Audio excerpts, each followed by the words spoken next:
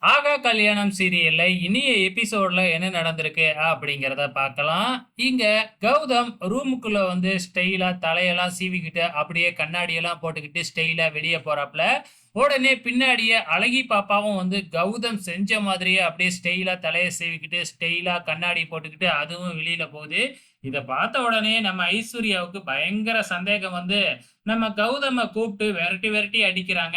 "எதுக்காக என்னைய விரட்டி அடிக்கிற?" அப்படின்னு சொன்னா எல்லாருமே அந்த இடத்துக்கு வந்துடுறாங்க.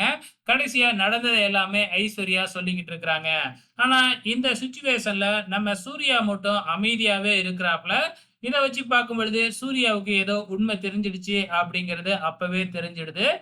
இதுக்கப்புறம் என்ன நடக்குது அப்படின்னு பார்த்தீங்கன்னா, தாத்தா ஒரு பக்கம் கவலையா இருக்கிறாங்க. கூடிய சீக்கிரத்துல அந்த டெஸ்ட் எடுத்து எல்லாம் தெரிஞ்சுக்கணும் அப்படின்னு வெயிட் பண்ணிக்கிட்டு இருக்கிறாங்க. ஆனா சூர்யா இருந்துகிட்டு அந்த டெஸ்ட் எடுக்கிறதுக்கு சம்மதம் இல்லாத மாதிரியே இருக்கு. தனியா ரூம்ல போயிட்டு டெஸ்ட் எடுக்கிறதுக்காக வரோம் அப்படின்னு சொல்றப்ப, "இல்ல, இல்ல டெஸ்ட் எடுக்க வர வேணாம். இப்பொழுதைக்கு வேணாம்." அப்படின்னு சூர்யா சொல்லிக்கிட்டு இருக்காங்க. "நாங்க சரோஜினி மேடத்துக்கிட்ட பேசிக்கிறோம்." அப்படிங்கிற மாதிரியும் சூர்யா சொல்லிக்கிட்டு இருக்கிறாப்ல. இத நம்ம மகா கேட்டுர்றாங்க. மகா கேட்டது மட்டும் இல்லாம, சூர்யா கிட்ட வந்து கேள்வி மேல கேள்வியா கேட்கறாங்க. ஆனா சூர்யா உண்மையான காரணத்த சொல்லாம, "இல்ல, இல்ல அந்த பாப்பா ஒருவேளை இந்த வீட்ல யாராச்சும் ஒரு குழந்தையா இருந்ததுன்னா, தாத்தாவுக்கு மீண்டும் உடம்பு சரியில்லாம போயிடும். இப்பதான் தாத்தா நல்லா இருக்கிறாரு. அந்த குழந்தையால தான் தாத்தாவுக்கு இப்ப பூரணமா குணமாயிருக்கு. அதனால இப்பொழுதைக்கு அந்த டெஸ்ட் வேணாம்." அப்படி இப்படின்னு ஏதேதோ பொய் சொல்லிக்கிட்டு இருக்கிறாங்க. நம்ம மகாவுக்கு இன்னும் சந்தேகம் அதிகமாயிடுச்சு. இதுக்கப்புறம் என்ன நடக்கப் போகுது அப்படிங்கிறத பொறுத்திருந்து பார்க்கலாம்.